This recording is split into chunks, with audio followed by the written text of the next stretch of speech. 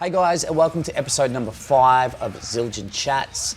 In this episode, I'm chatting to Andrew, aka Ilgrip from the band The Ghost Inside. Now, within this chat, Andrew breaks down how he learned how to play the drums again after losing his right leg in the band's fatal bus crash back in 2015. We speak about their first show back, which happened in 2019 at the Shrine in Los Angeles, and everything from there onwards. We look at the band's track Still Alive, we look at Andrew's drum part, we talk about how he writes songs with The Ghost Inside, and it's a super inspiring chat. He's an absolute legend. I literally DM'd him on Instagram and he hit me back immediately and locked it in. Now, we'd never spoken before, so it was pretty cool that he was so keen to jump on and chat to someone that he doesn't know. Massive fan of him, massive fan of the band. I've been absolutely smashing their live album, which was their first gig back since the bus crash. It's really inspiring stuff, and he's a super important figure in the drumming community. Extremely nice guy, someone that I look up to, and an absolute living legend. So enjoy episode number 5 of Zildjian Chats with Dan Kerby. That's me.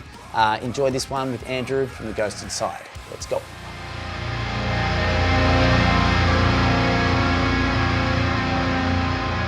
Yeah, man. So, I mean, first of all, thanks heaps for jumping on, man. It's awesome. Someone like you to come on to a show like this. Like, obviously, we don't know each other. I'm on the other side of the world, so to have you just jump at it like that and say, yeah, let's do it is awesome, man. So, that's really cool. Thanks heaps for that. Hell yeah. Yeah, dude. This is something that Justin Malseed, he's the Zildjian guy here in Australia. And has been for years. He kind of suggested we do something like this, and I jumped at it because I thought it's pretty sick, man. Like, I love doing this kind of stuff. For sure. That's awesome. You're obviously a part of the Zildjian roster and have been for quite some time. So how long have you been with the company for? I think, I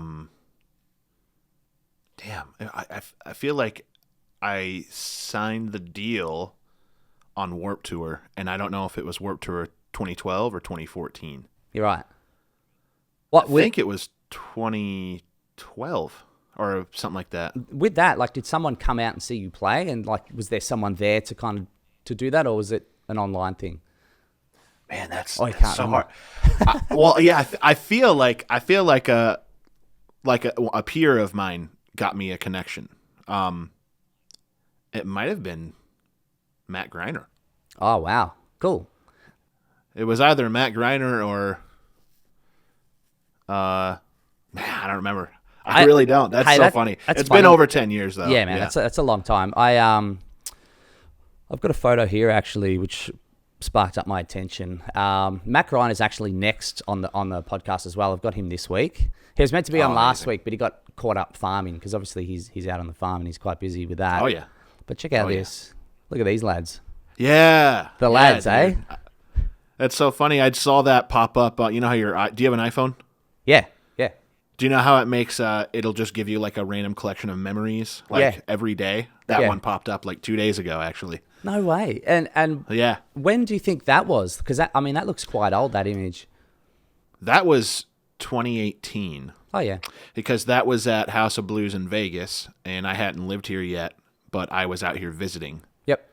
And that tour happened to come through. Who was on it? Who else was on it? August Burns Red Parkway. I forget who else was on it. Right. And were you just there? Polaris was there. Oh, sick. So obviously Dan and Ben, the Aussie boys. Yeah, I know. Yeah, definitely. Yeah, and that was the first I had met them as well. And I was just visiting at that time, and and that was the first time I had seen both Matt and Gaz. Yeah, Gaz. Since our accident. Yeah. Right. Gaz. It's so funny how they call him Gaz. So that's Ben from Parkway Drive. I did. I only know him as Gaz. Right, it's so funny. I've done a few things with Ben over the years. We did this drum off together at the Supercross a few years ago, and everyone was calling him Gaz, and I was just like, "Hey, man, what's the go with Gaz? Like, why do they call you Gaz?" Oh, that's pretty cool. Was that like a stadium, like Supercross event? Yeah, it was, man. So, there's long story short, Supercross is kind of smaller here in Australia than it is in the US. But there's a couple of guys that are actually my mates who created a gigantic round in Melbourne at Marvel Stadium, which is like the biggest stadium in Australia. And so they really pushed that, and they wanted some kind of a music element, and I sold in doing a drum off against Ben, and we're meant to have his upside down cage and stuff, but it actually that got stuck on a ship, and you know, Fish, they're Fish. Yeah, he when he is not working for Parkway Drive, he's working for the Ghost Inside. Oh, no way, sick. Yeah, Fishy just handled all of our stuff in Europe over the summer, and epic. And yeah, I love him, mate. He's great. All those guys. Yeah, and he's so good at what he does. Fishy is the man. The production manager. Yeah, so he's so good. With that cage situation, he jumped on a plane, flew to Singapore, jumped into a shipping container and unpacked all of their gear by himself into another container and got it flown out here. He's a weapon. So that's cool, man. So you obviously, you know, I mean, the Parkway boys pretty well. Obviously, you've met Dan from Polaris, Amity Affliction. So quite a lot of Aussie mates. So many. Prom Queen. Epic. I mean, In Heart's Wake. Yep. Yeah. So Australia is kind of like a second home for our band. Yeah. I mean, you guys are really popular down here, and I feel like in Australia we have a lot of good bands that are kind of in a similar genre to you guys. You've just named them all. You know, a lot of them, and you've also got Yogi, your TM down here, right? Yeah. We've been with Yogi for a few tours over there. Love Yogi so much. Great guy. He's the best. Yeah, it's. You know, these people we're talking about don't really get enough credit, you know, Fishy and Yogi, all those people, the TMs and the people who make it all happen, like they're very important, and they make touring for us, you know, so much easier. We don't have to worry about a thing. We just ask them, they handle it, and it's awesome. Lucky to have those guys. I agree, man. So say for example with Fish, like when someone goes to watch The Ghost Inside or someone goes to watch Parkway Drive, and there's flames and there's CO2 cannons and there's confetti and there's lights and there's banners and there's backdrops. It's all run basically by one guy. Like, he's the one at the top telling everyone what to do, how to do it. And it's an insanely stressful job, man, especially with fire and stuff. Yeah, there's like literal. It's dangerous. I mean, it's risky. Yeah, and he takes the responsibility. Like, he will literally press the button and make the flames come out. So, you know, every night, you know, get band and crew together, and Fishy will kind of debrief everyone again and just be like, here's your cue here. This song, move on. Next one, 8 count in. You'll hear it in your ears. Move back. Make sure you're away at this part. Like, he goes through it meticulously every night. Yeah, he's got his shit. He knows what the fuck he's doing, man. Fishy is the shit. Yeah, he is. I actually did a shoot with Fishy. It was for Jimmy Fallon. It was this song called Astronaut in the Ocean, and basically what we were doing, we were playing in a giant, essentially pool. It was like that deep. In the pool, there's pyro in it, and you know, we're standing in the middle of a pool. There's electricity and stuff everywhere, and super dangerous shoot. Fishy was in charge of that one and just made a breeze of it. He's a weapon. Yeah, he is. He is, man. I love it. Hey, I've got a few things here just to kind of catch up on what you've been up to. I'll just share my screen. Of course. This is a new thing I'm doing. I reckon this is pretty cool. Let's have a squeeze at this. Yeah, I like that you can share the screen like that. That's sick. It's so cool because it kind of gives people a bit of an insight as to what the hell we're talking about, you know. Yep. But for example, I mean, I see you guys have been quite busy. I'm just going to pull up some pics. Yeah. This is been the busiest year we've had since our accident in 2015. This year, so many different offers and opportunities came up for us to play, and since 2019, in July of that year, that was our first show back, and it took a while to get there, and then that was the first taste of it that we got, you know what I mean? And the more we played, the second we've played since the accident after that was right in the new year of 2020, right before the Pandy. That was at Unify. Unify. Yeah, in Australia. So, we play more and more, and we get hungrier and hungrier every time we play. So last year at this time, we had played 4 shows, and we were, by the end of that run, we were like, we played Blue Ridge last year. We did our own headliner at Worcester, Palladium Outdoors. We did a supporting Day to Remember, and we did Riot Fest in Chicago. And after Riot Fest, it was literally about a year ago to the date, and we were just like, fuck, like, I don't want to be done playing. Like, we just getting back into it. So we're getting back to our managers and our team and our label, and they've been working with us. They're like, you guys take, since the beginning, since the accident, they're like, you take however long you need, and we're here to work for you and get you back out there whenever you're ready. So, last year we were like, dude, we want to, like, we called them. We're like, hey, we want to do more. Can we get some more stuff for 2022 going? And we did. We got tons of offers, and we were like, yes. And this has just been the busiest year. We went back to Europe and the UK for the first time in 7 years, and fucking unbelievable, dude. Unbelievable. Yeah. And we did some select dates with A Day to Remember and Beartooth and Bad Omens this summer in the US, and that was our first time back on a tour bus. Right. So that was like a huge step and a huge deal to all of us to like sort of conquer that, and find out like, holy shit, like even even with what happened to us, we can get back out there and do this. Like, it's absolutely possible, logistically, physically. Like, we kind of tiptoed around it, and then we just kind of ease ourselves into it. And dude, like, we want to get back to it now. Like, we've had enough of these little teases. We want to get back to what we're used to doing. So, man, it's that's amazing to hear, and it's as a fan of the band and just a fan of music and people in general, what you guys are doing is incredible, man. Like, coming back the way you guys have is it's inspiring, man. And it's like, for example, I was listening to, you spoke about your first show back. I've been looking at some videos of that and listening to that live album as well. And I just want to play the intro quickly, if that's cool. Because I reckon it is absolutely the sickest, one of the coolest things I've ever heard. Yeah, for sure. Let me just play this for anyone who may not have heard it.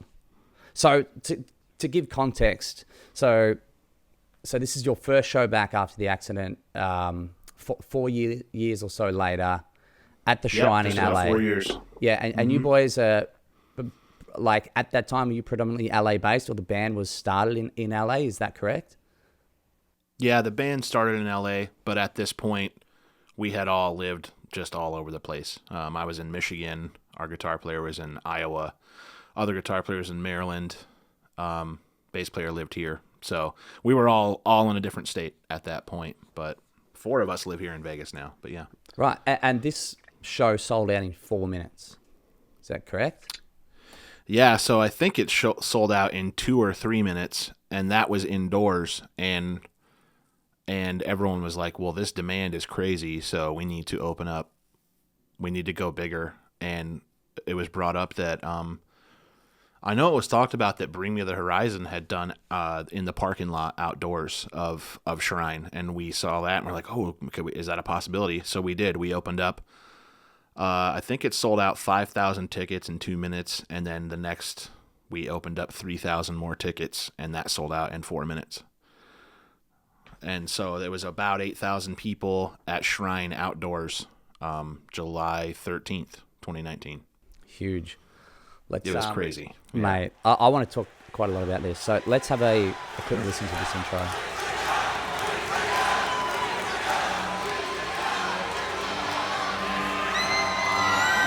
Good evening, everyone. We want to start by saying thank you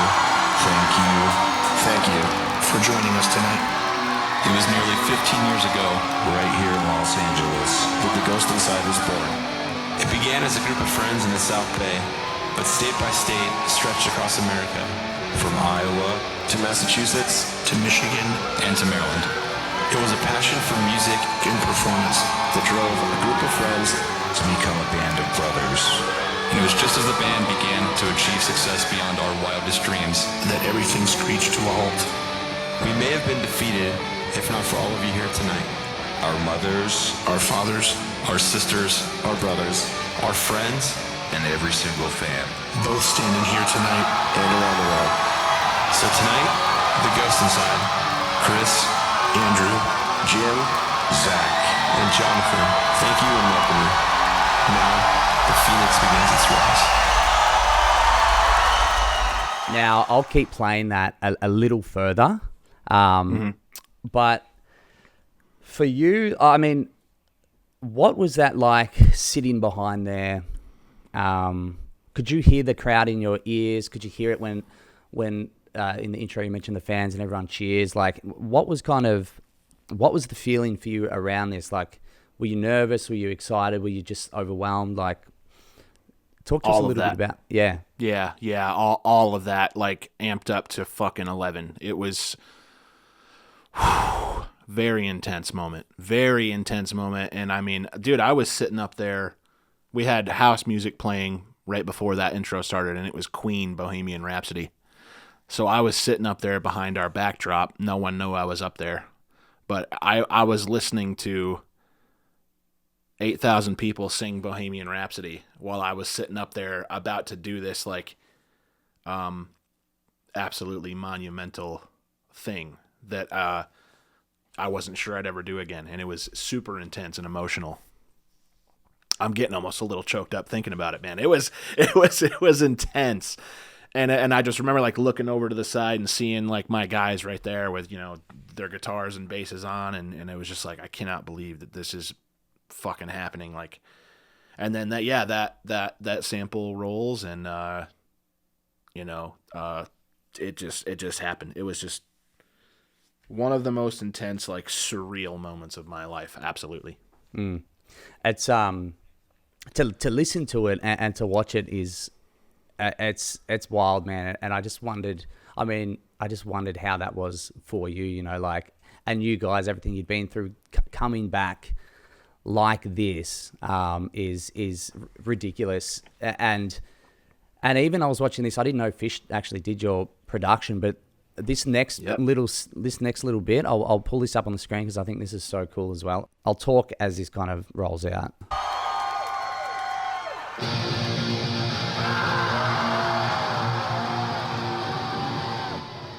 Like the banner at the front, lighting up as each one of you comes into the song is so sick. That's pretty fucking epic, man. Yeah.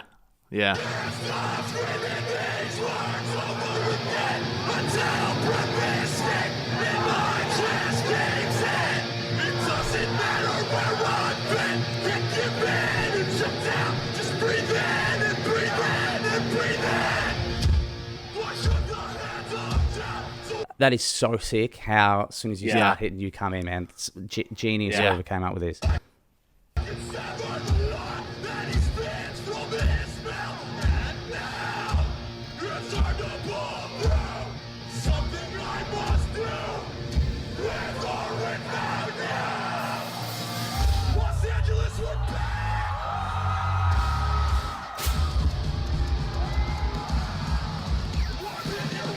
And then the banner fell.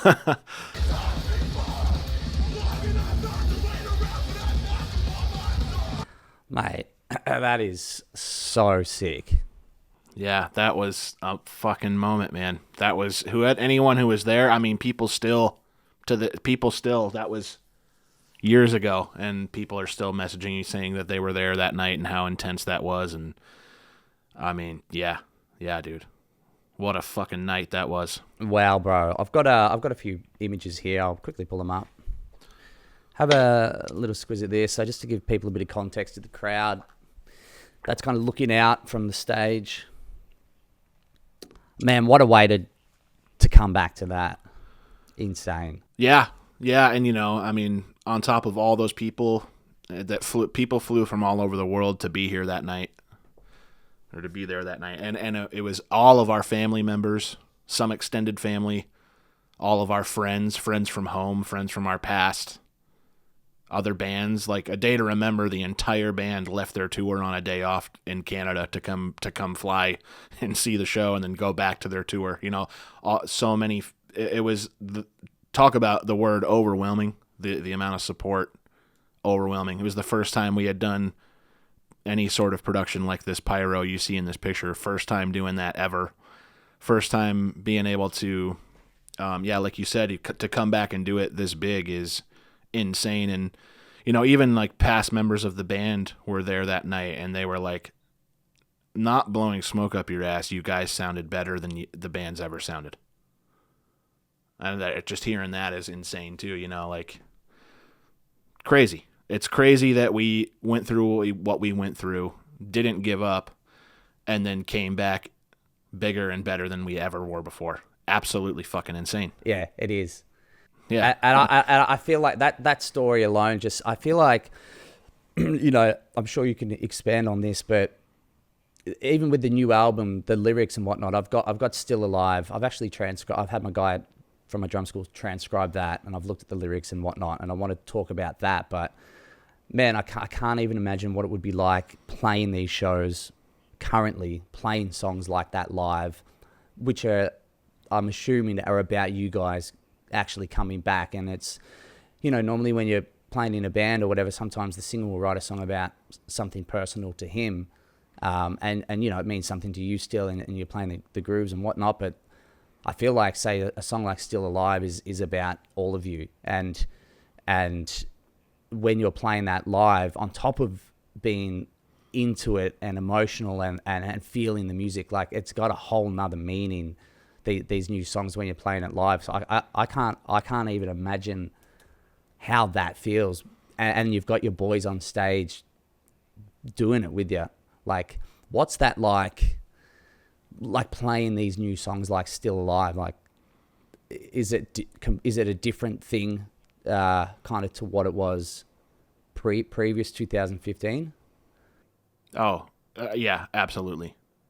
There's the blanket sort of thought and feeling that all of us have with every song through our set, whenever we play, anytime. And that is, you know, I can't believe, this is a unanimous thought the five of us have, is I can't believe that we're doing this and that we're lucky enough to be able to still do this. So that thought alone is always like in our minds while we're playing.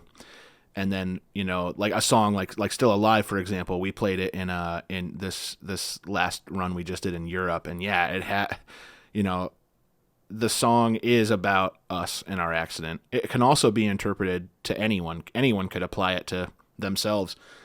But like, yeah, like I hear that and I'm playing and I fucking believe it, because we are still alive and we fucking did it. Look at me, right? I'm literally up here doing it.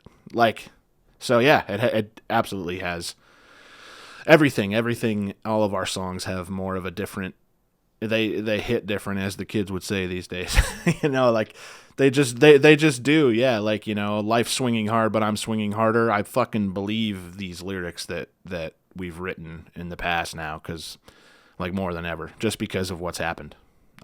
Another fun fact too about Still Alive is, you know, we recorded it. It's still alive, still alive. Everyone that's chanting that part loudly, like we had everyone, band and crew that was in the accident, record themselves screaming that and then put that on the actual track. Wow. Yeah, so that like is an even deeper meaning, right? Like an even deeper thing. Yeah. Man, that's wild. Yeah. Does anyone know that? Has anyone spoken about that? Or I think only in podcasts like this. Like if any of us have done podcasts, it's definitely come up before, but I don't think it's super widely known, you know, other than in podcasts here and there. But yeah, little fun fact, you know. Yeah, man, because I was listening to the album, and that song stood out to me. I was literally pulling up the lyrics, looking at them, going, far out, man. Like this is hard hitting. Yeah. Yeah. Yeah, I think it was one of the last songs we wrote for the record, and we wanted the record. Actually, the song that opens the record, I forget whose idea it was in the studio, but someone was like, what if we just started the fucking record with you sitting down at a drum kit picking up, you hear the sticks. What a statement that would be to like start off with just drums. Like what kind of like Jesus Christ, they're back, you know. That's like the kind of effect we wanted to go for.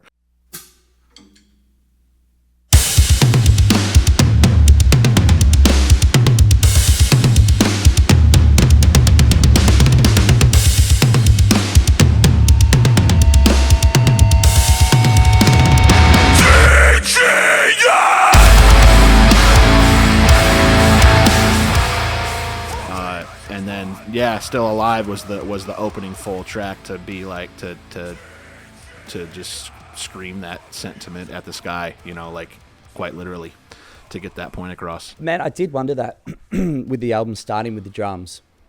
I listened to it and I was like, I'm pretty sure that's a statement right there, you know. 100%. Yeah, it crossed my mind. Definitely, it was a thought. It wasn't my idea, but when someone brought it up, I was like, sure, like that's cool. I think that. Because, you know, in the 4 years leading up to that first comeback show, before we had even written the new record fully, the amount of people that have reached out and said, and it to this very day, it still happens. You know, people who have in my DMs said, you know, like you what you've been through, like helped me get through my shit. Like what and your record and this and that, like saved me and helped me, like.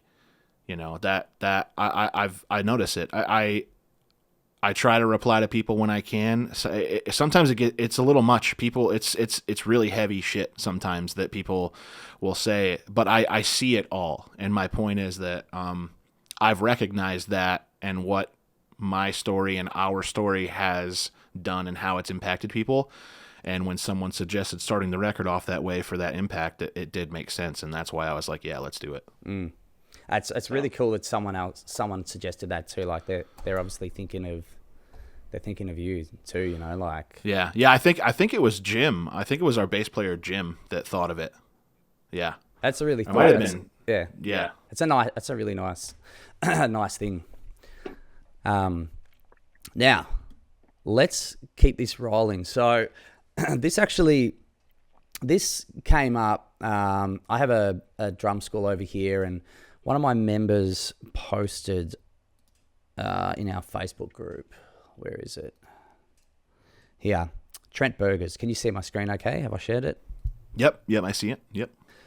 So it's got, I just discovered the Ghost Inside drummer has one leg with a crazy pedal set up on the right side to play double kick. That's blown my mind. Has anyone else seen such cool shit like that before?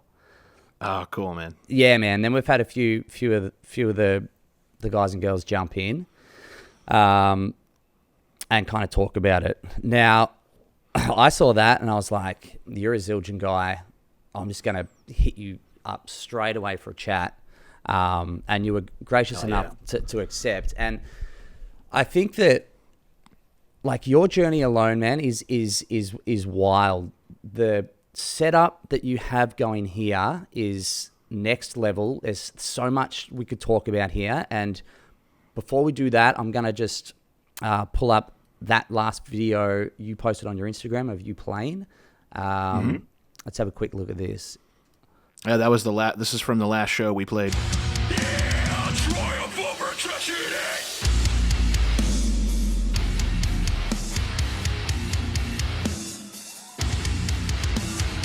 For all the demons that follow me around, and someone put you 6 feet deep underground. Someone put you 6 feet deep underground.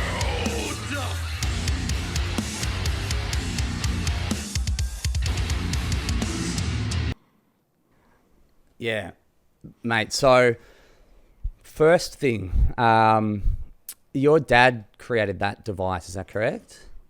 Yeah. Yeah. What a legend. Yeah, it was all his kind of brainchild, like all his thought process, and then I just sort of worked on tweaking it with him, but it was all his idea. Yeah. That's amazing in itself. What a legend. And second to that, I mean, you've obviously had to learn how to play that. I'm assuming that the timing's different. Everything's kind of completely different. To get that hit when you want it to hit, you've kind of got to learn when to make the movement. Exactly. Tell me, a lot of people don't realize that. Yeah. I mean, because hitting when you've done it for 20 years or whatever, it's such a normal thing. Now you've got to hit the hit at the exact time, but it's the movement's got to start at a different space, and it's a whole different thing. So tell us a little bit about kind of like that process and how hard that's been, and because that's incredible. That's literally an incredible thing you've done. Yeah, that's it still isn't like 100% for me, and it can be very frustrating. There is a latency.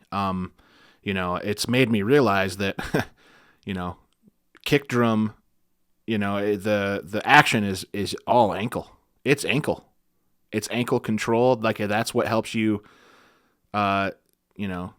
You can basically snap your ankle down so quickly that the beater hits the head at the exact time it snaps down. Not having an ankle or a knee, there's energy that has to travel from my residual limb through this pad down this bar that's connected to that pedal, through that pedal so there's like even if it's down to like milliseconds or half a second, there's a little bit of latency. So I've just, using this device and years of playing and figuring it out, I've just sort of developed this feel of when my brain just is starting to like learn this muscle memory of when to hit so that it comes in on time. And there's many pieces to this puzzle too, because the device does work, but I just can't get as much power out of the acoustic drum that I can with my left full actual leg and my ankle. If you hear me A-B, if I hit with my left, it's so loud without being mic'd up or anything, and I can slam as hard as I can with my stump, and it's just not loud enough. So with that, I use triggers. I use triggers live, so that out front there's equal velocity, and not the right side. The right kick isn't quieter. That would suck. You know what I mean? So triggers has helped, and that's also created at times more issues with latency and timing, and it's just about dialing those triggers in to work for me and to assist me and aid me in getting that timing right. And it's like a never-ending process of dialing it in. But I've gotten it to a point where I'm definitely confident enough to go play shows now, and some nights are better than others.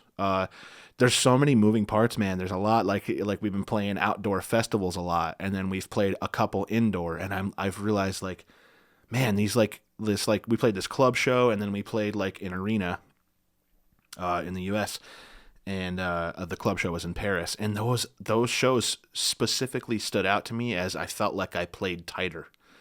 And I think there's a difference playing outside. Like, I don't know if it's the wind, or you feel like, I don't know if it's the way sound travels outside, even though I have ears in. There's something that playing inside feels easier to play with my device and with my kind of situation than outside. Haven't figured that out yet. There's a lot of stuff to consider, but like I said, yeah, it's working well enough to where I feel confident enough to play again. So yeah, man, it sounds incredible. Like, that clip you just posted there is epic, man. It's tight as. Thank you, man. Bro, it's insane. You're playing double kick. Like it's a wild achievement what you've come through there. Like, that's the mentality for you to do that and to pull it off and do it the way you do it is really a massive credit to you, man. It's incredible. Appreciate it, man. Thank you. Yeah, it's been a lot of hard work, man. A lot of hard work, a lot of frustration. My attitude since everything has mostly been super positive, and like, even if it's just a defense mechanism to kid myself into making things work, I fucking did it. But there, I just like any other human being on this planet, I have had my dark days. I've had my days where I didn't want to do it. There was a time where I was like, this sucks. Like, this isn't fun. There's times where I still am like, I don't even feel like playing drums today. Like, it's just, not the same. It happens. But there is still nothing in the world that feels better and more right to me than being on stage and playing drums. You know, like I'm a guitar player as well. I play a little bass. I do a lot of writing music, and like I don't produce, but I do that's my main passion is writing. And I wrote like probably the majority of the newest record for The Ghost Inside, guitars and everything, even tracked them. Like that's me playing guitar on most of it. And you know, most days I'd rather just play guitar, and but if I'm on stage performing, I want to be smacking drums, dude. You know, it's nothing like it. So, man, that's awesome, man, and it's cool that you're a big songwriter, a massive contributor of songwriting for the group.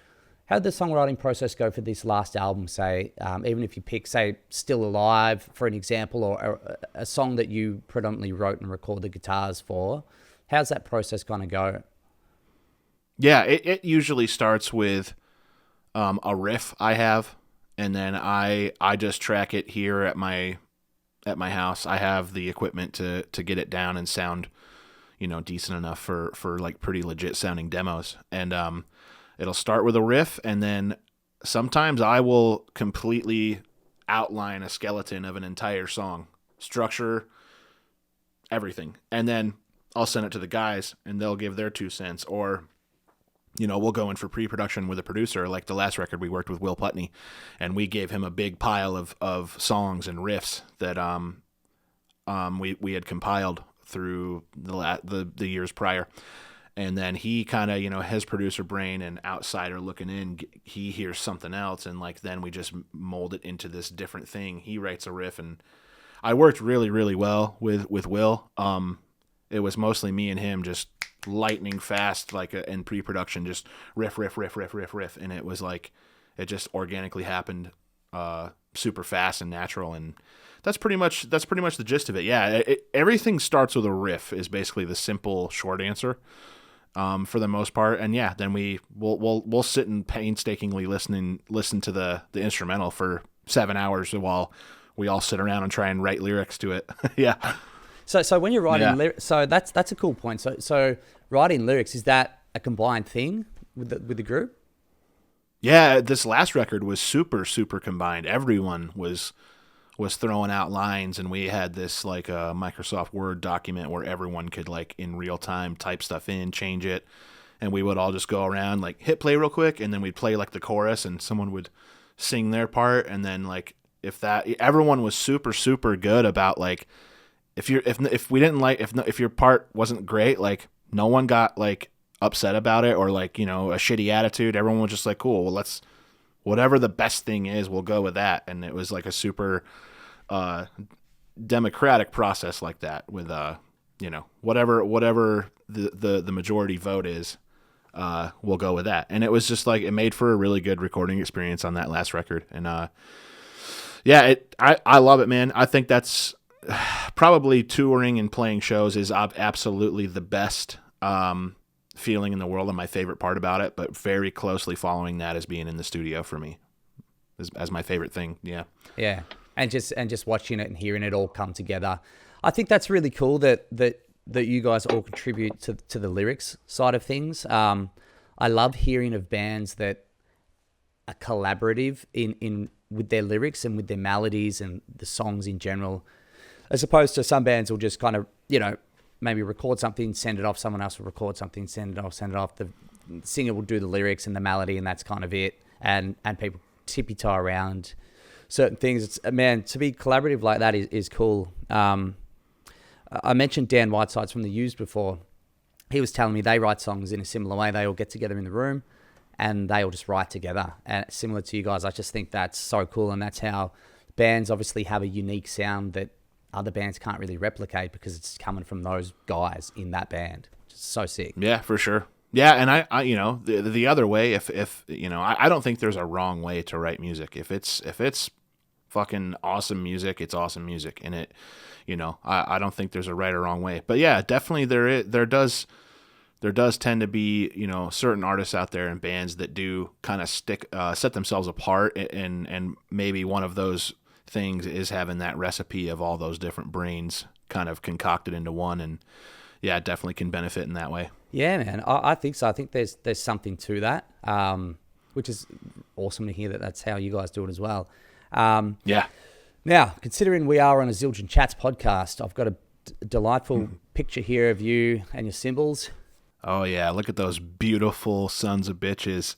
Is this kind of your general setup? It is. So actually, I had a drum tech on for this show. This was at South by So What in Dallas, Texas in May.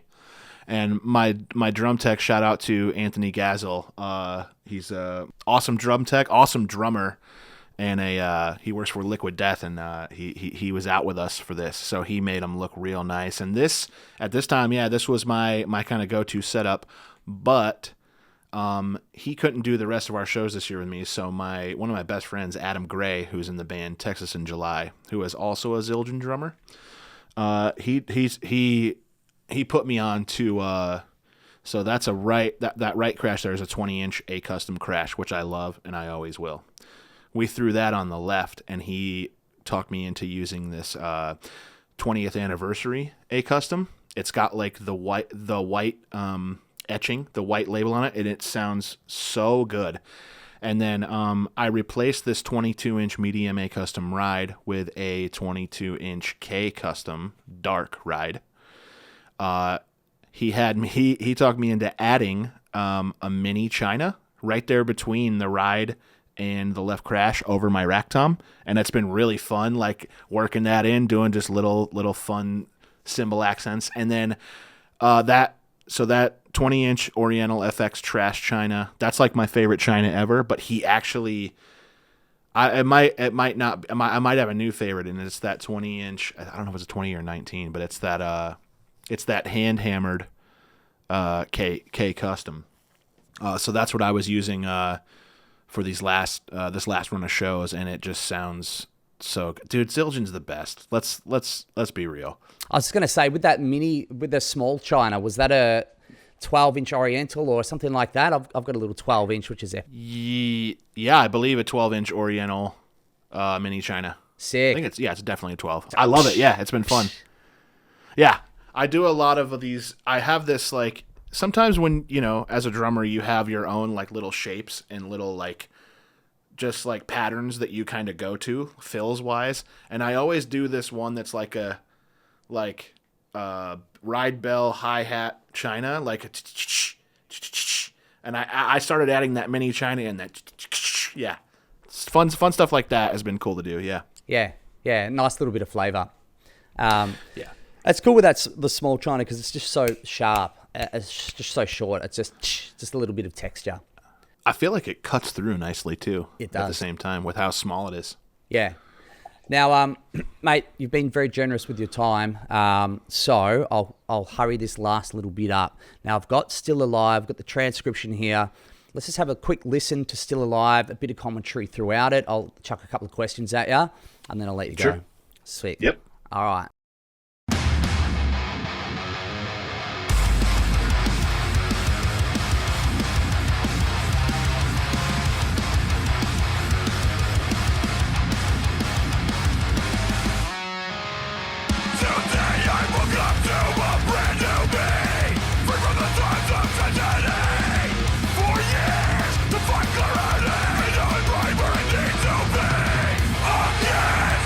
Absolutely hectic already, straight out of the gates. There's quite a lot of double kick going on there. You got 4 kicks in a row here.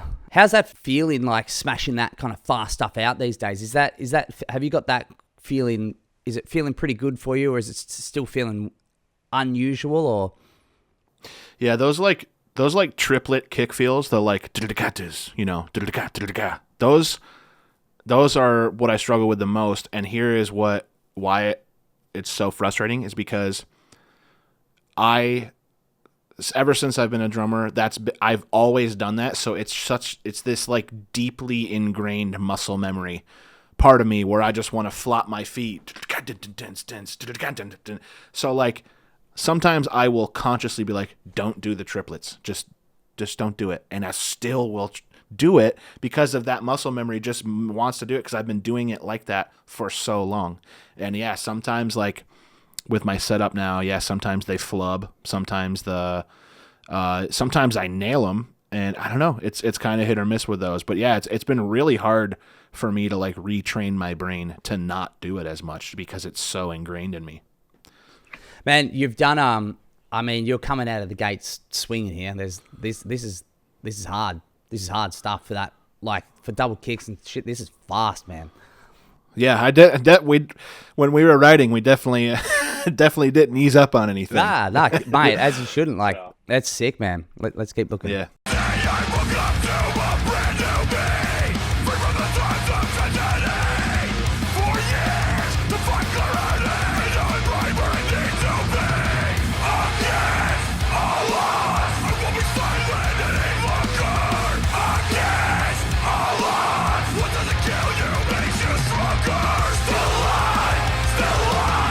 And that's the chorus you were talking about. Yeah, that's and that's all 10 members yelling "Still Alive" there, which is cool. Man, that is so sick. Yeah.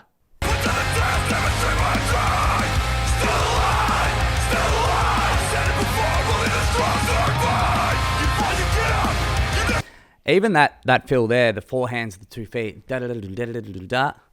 Yeah. Yeah, I mean, I'm sure, pre-2015, that's just muscle memory, those fills. Hey, like, I remember learning them. It's just 4 hands, 2 feet. I'd just sit there for hours and hours and hours and hours. Oh, yeah. Yeah, that stuff that with the 2 feet thing, that's like not a problem for me still. That is still muscle memory stuff. It's when it's the triplets or the four kicks, the really fast ones that sometimes I'll flub. Another thing that you might find interesting as a drummer is so this chorus, it starts off with a very basic, you know what I mean? Those kicks. So guess what though? Those kicks, so to kind of give people an idea of how I play, like I said earlier, I don't have an ankle for the action. I don't have a knee. So where does my action come from, do you think, with my, you know what I mean? That comes from my hip flexor. That's my hip flexor that's making my limb do this. It's the hip flexor. So doing even at that pace, that is like your hip doing this. So I get super fatigued. I will get cramps. So I will alternate. I do that a lot during the set just to pace myself, just to not get to like overwork myself so that I can like keep up, because the rest of the set there's plenty of that shit in there. So like pretty much any part that is super like dummy basic like that, actually more difficult for me than anything, is because I can't do it single, and I can do it with left, but it feels weird. So I just alternate, right left. Yeah. So that's kind of a weird thing that people wouldn't probably think. No. Yeah. That's super interesting, man. It makes complete sense, because to try to move your hip like that consistently at that speed. Wow. It's hard. Yeah, especially with like the latency there too. So it just makes it tighter if I alternate. You get up, you never let up. I found my way to the darkest side. I couldn't give up. It's time to live up to everything I said. I stand behind the line. With those fast little 16th notes, with those da-da-da, are they alternating? Is it right, left? Yeah, those are alternating. And I think even before the accident, for those kind of like punk beat kind of things, I would alternate even before the accident too, just for comfort. Comfort and tightness. I do that as well. Yeah, exactly. Yeah. It's definitely more punk to do it single, like the dude from NoFX he's got like the craziest right ankle on the planet. but yeah, I definitely alternate those. Yeah, same.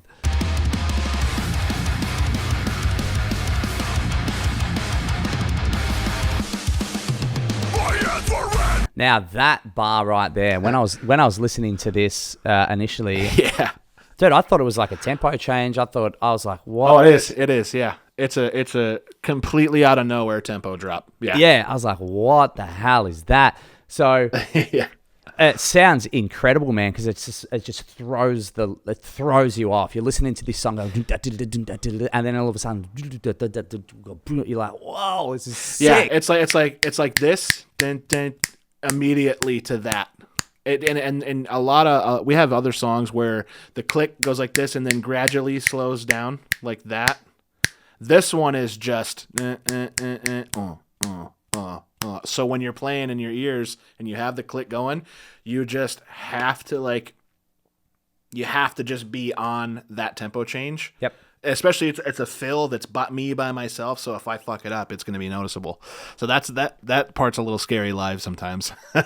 Yeah, I was going to ask you how you did that, and you basically just answered it, because normally when there's a tempo change, there's the click kind of guides you towards it, but that one's just so abrupt that it's instant. Yeah, it's just you've just got to practice that and get used to that. You get one chance. You get one chance with a tempo change that quick, so you just have to practice it, and you just have to know your cue. You know, I know that I'm on my last hit is on that snare in China, so I know where to go. Yeah. Can be tricky, but it just practice. Yeah. Did you write that bit, like in terms of? Oh yeah, that's you. Yep. Oh yeah. Yep. And I wanted this song to, since it was the first full song that people would hear on our comeback record after that long, I wanted to make sure it was a song that sounded flat out textbook, like classic Ghost Inside. It's got everything in the formula. It's got, because a lot of the earlier Ghost Inside stuff has those like completely out of nowhere tempo drops all over it, and I was like, well, we got to have one of those. It's got to have a punk beat. It's got to have a like melodic upbeat chorus. It's got to have a big breakdown. Like, it just wanted to make sure this one had ticked all the boxes for like classic fans. That's so sick that to hear the thought process behind it and everything. I think it's so cool. Like, you're obviously listening to songs for me and like, oh, this sounds sick, that's cool. But to know the intent behind it gives it even more oomph. It's epic, man. Yeah. Yeah. Yeah, for sure. Let's keep rolling.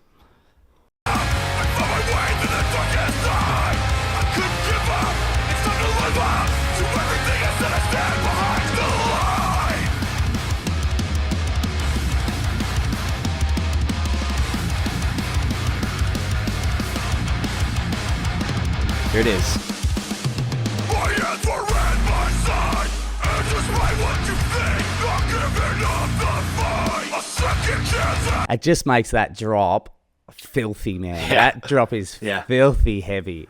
Yeah, it definitely makes it hit way harder. Yeah. Oh, mate. It gives you the stank face. Oh, fully. Look in my eyes, and you will find. Now, that drum fill on the kick is off its head. Little triplet. Oh, bro. Yeah. Yep. Yeah. I love the triplet feel, man. I listened to that as well, and I was like, I'm going to ask you about that. Like,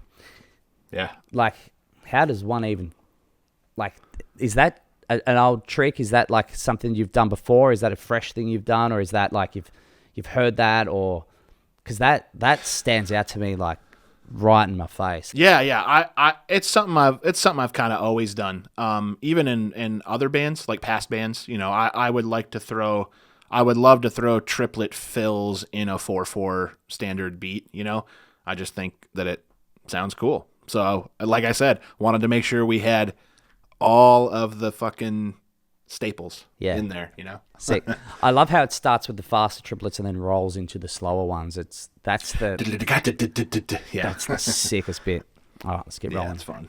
I'm twice the man. I'm flat behind. I spoke to death. And there it is again. You're flipping straight back in. Yep, right back into the tempo from before. Yep. Yeah, so it just clicks straight back in your ears and you're off. Yep. We meet again. It's not my time. It's not the end. All the doubts just in my head. So let's go. Close beating. Again. Alive. I won't be silent any longer. Again. Is this part super fun to play? Just how it opens up? Oh, honestly, that's fun.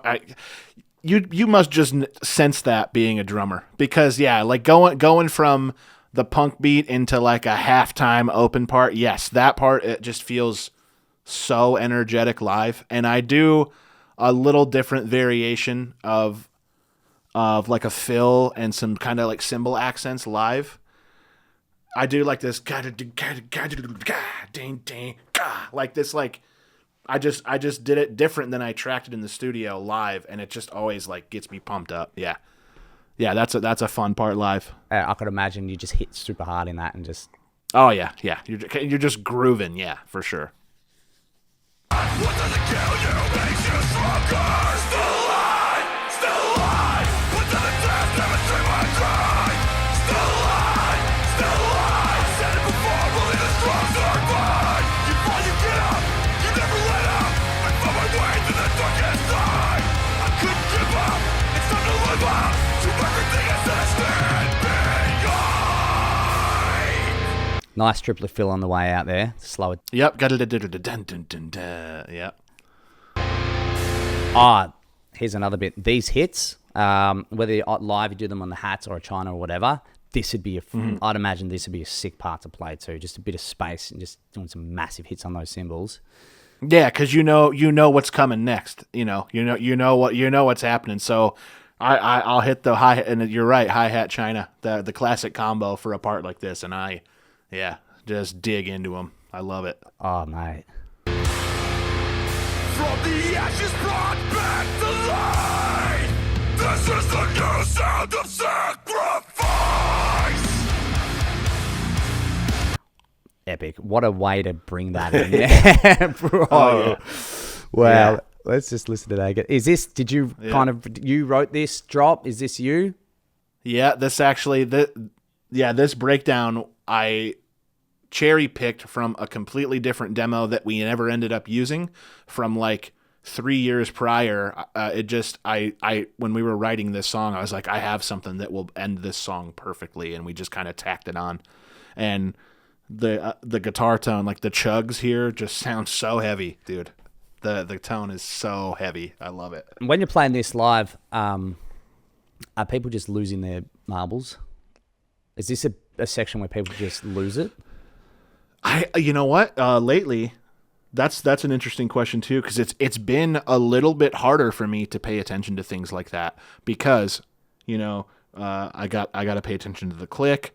I got to know my cues, and I'm also like really focused on trying to play as tight as I can, which in a way kind of takes me out of the like vibe from the crowd. I try to actually when we play more shows in a row, I start to get in this groove where I get better at like vibing off the crowd. But for the most part, yeah, I'm like really focusing, and it also determines on it's also depends on the part as well.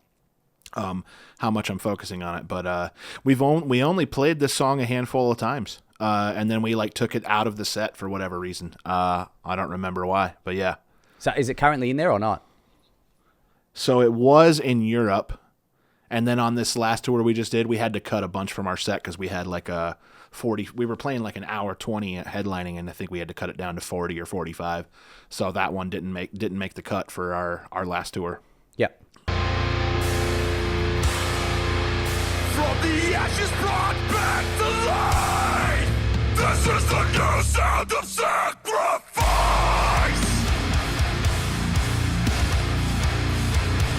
This is the new sound of sacrifice.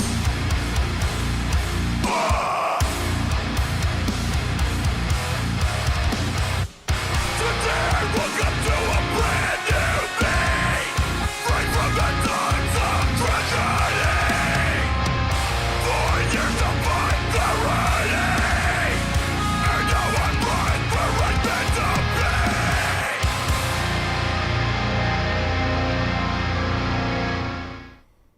What an ending.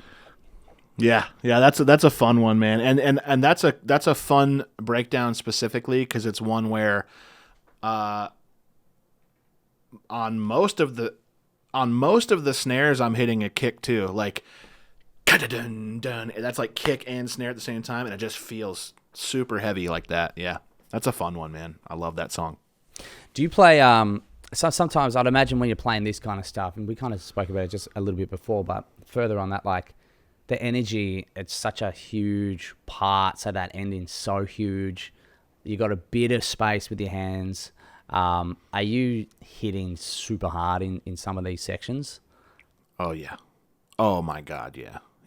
It's It's most of those big breakdowns where like, well, you know, the Ghost Inside's like thing is like a big break and a huge one-liner that everyone screams along, and then the whole band comes in with a big bass drop and fire, and yeah, it makes me absolutely hit as hard as I can. Yeah, absolutely. It's such a rush, dude. Oh man, Yeah. I can only imagine like coming inside of that section and then there's flames. Oh yeah, it's crazy. Yeah. Mate, how sick's Yeah, that? it's fun. Mate. It's so fun, man. I love it. Well, man, thanks heaps for jumping on, brother. And mate, that was an epic chat. I love that. I loved having the opportunity to talk to you and pick your brain. And Yeah, dude. Yeah, thanks for having me on, man.